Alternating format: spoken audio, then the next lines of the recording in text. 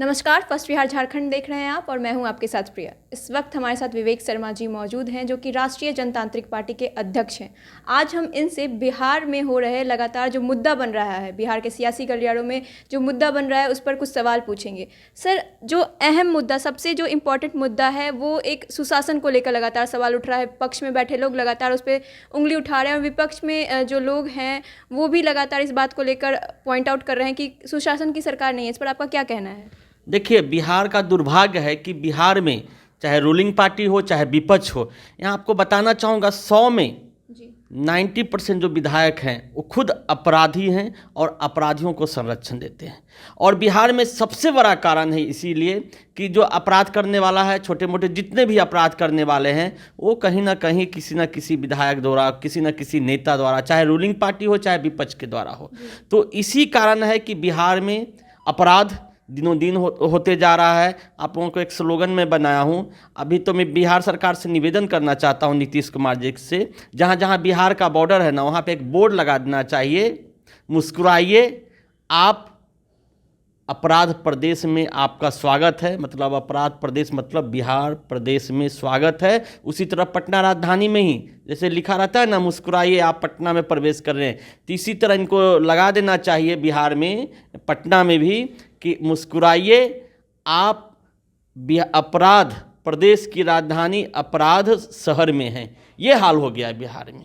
आए दिन जो व्यापारी है, जगह जगह मालूम होगा कि दिन दहाड़े लूट हो रहा है, दिन दहाड़े हत्या हो रहा है। ये पटना राजधानी में आप एग्जीबिशन हो जाइए, फ्रेजर रोड जाइए, जहाँ पे सरकार पूरा बैठा है वहाँ पे हत्या हो रहा है, वहाँ पे लूट हो रहा है।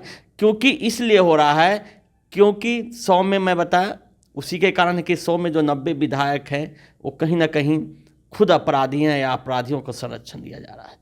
और दूसरा मैं आपको सबसे बड़ा रीज़न बताता हूँ। बिहार में देखेंगे कि जो अपराध का एक और ग्रोथ है, बिहार बॉर्डर एरिया है, यहाँ पे घुसपैठियों का संख्या, जो मुस्लिम घुसपैठियों का संख्या है, जो बांग्लादेशी घुसपैठियों का संख्या है, बहुत ही भारी मात्रा में है। और जितना गाड़ी चोरी है, पॉकेटमारी है, घर डकैती है, जितने में देखेंगे तो 100 में 90 नाम उन्हीं लोग का आएगा जो मुस्लिम घुसपैठिए हैं। और सरकार या विपक्ष इस पे भी नहीं कुछ बात करना चाहता है, क्योंकि विपक्ष को भी मुस्लिम वोट से मतलब है। विपक्ष के भी जो नेता हैं अपराधी हैं, विपक्ष के भी नेता जो हैं अपराधियों को संरक्षण देते हैं। और इसका रीज़न है कि आज बिहार के जनता बेहाल है।